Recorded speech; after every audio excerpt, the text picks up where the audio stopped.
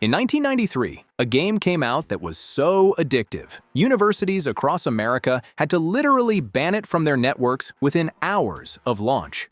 It crashed servers, it ruined careers, and one of its most iconic weapons was a plastic toy from Toys R Us.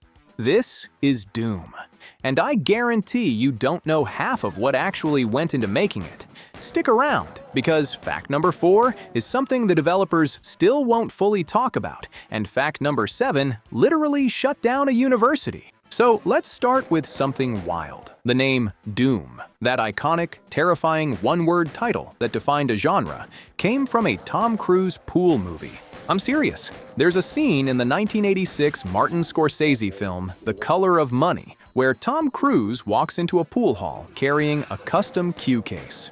Some guy asks him, "What you got in there?" And Cruise, with the most punchable smirk you've ever seen, opens the case and says one word: Doom. Then he proceeds to absolutely destroy the guy at pool.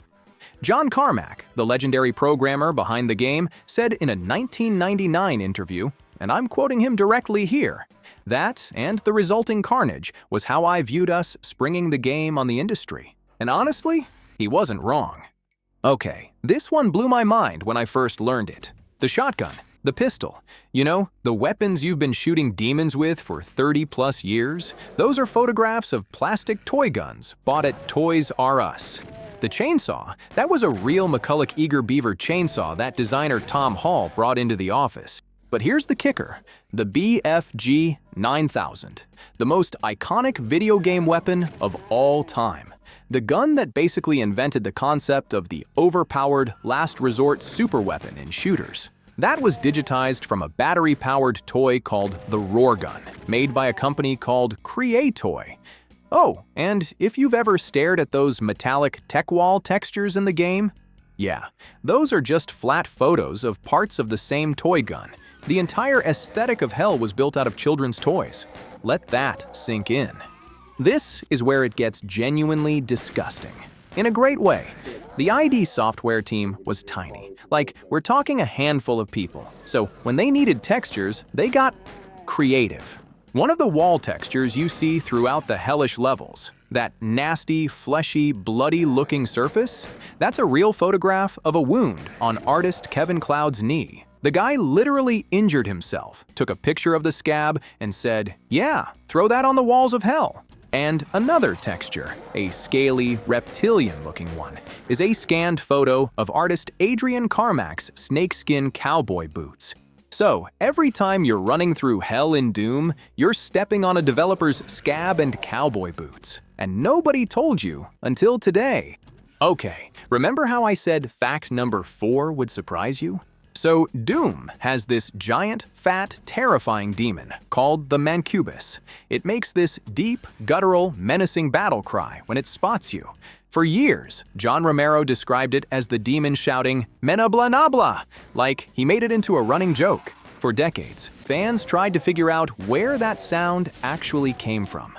Audio detectives spent years digging through sound libraries. Turns out, it's a pig, squealing, slowed down to 75% speed. Specifically, it's from a stock sound library called Sound Ideas Series 6000. Track name, Pig Squealing Animal.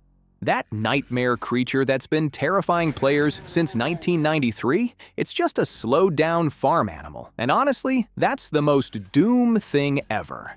Alright, let's talk about the music, because this one's spicy.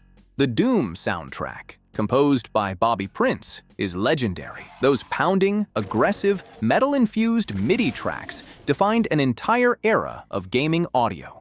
Here's the behind-the-scenes part most people don't know. John Romero literally handed Bobby Prince a stack of his personal heavy metal CDs and basically said, "Make it sound like this." So Prince did, very literally. The opening track of E1M1 at Doom's Gate, that riff is almost identical to Metallica's No Remorse. Other tracks borrow heavily from Pantera, Alice in Chains, Slayer, AC/DC, and Black Sabbath. There's a famous page on the Doom community site Doomworld that's literally just titled, "Bobby Prince is a filthy thief." And when ID Software released some unused music files years later, the metadata comments in those files actually named the songs that inspired them. So the most iconic video game soundtrack of the 90s is basically a greatest hits metal cover album, and it absolutely rips. This one is peak video game lore. In Doom 2's final level, the Icon of Sin, you fight this massive demonic face embedded in a wall. You have to shoot rockets into a hole in its forehead to kill it.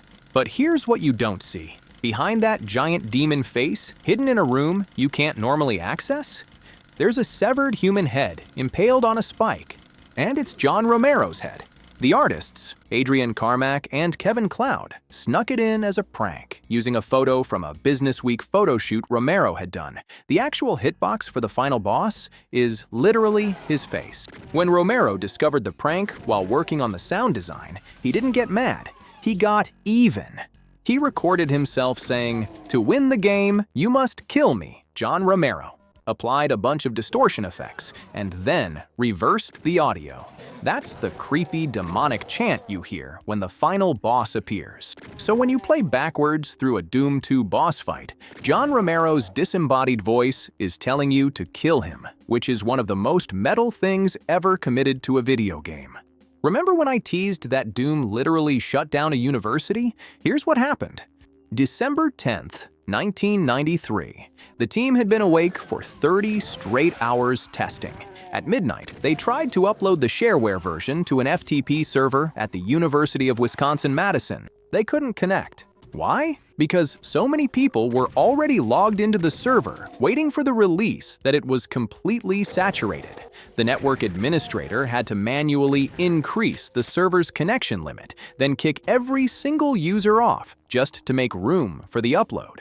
30 minutes later, when the upload finished, 10,000 people tried to download the game simultaneously. The university's network crashed. Within hours of launch, universities across America started banning Doom multiplayer on their networks because it was destroying their bandwidth. Carnegie Mellon, Intel, companies and schools everywhere were issuing memos. And ID Software had actually predicted this.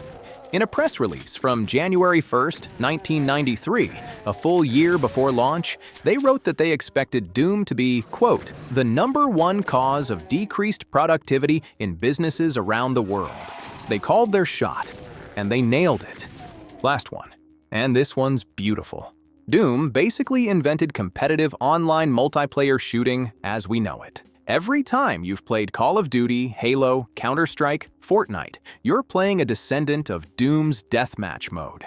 But here's the thing, the ID Software team didn't come up with deathmatch by studying other shooters. They came up with it by playing Japanese fighting games. During development, the team took breaks by playing Street Fighter II, Fatal Fury, and Art of Fighting obsessively. They'd trash-talk each other, smash furniture, develop elaborate rules. Romero later said, and this is a direct quote, "You could say that Japanese fighting games fueled the creative impulse to create deathmatch in our shooters."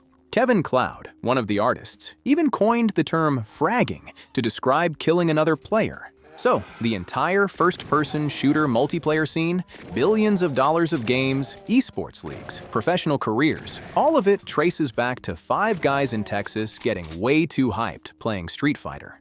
Doom wasn't just a game. It was 5 sleep-deprived developers, a stack of metal CDs, some Toys R Us receipts, a Wounded Knee, and a Tom Cruise pool movie. And somehow, that combination changed gaming forever. What's the craziest fact here for you? Drop it in the comments. If you learned something new today, hit that like button. It genuinely helps the channel. And subscribe if you want more deep dives into the weird, hidden history of the games we grew up with.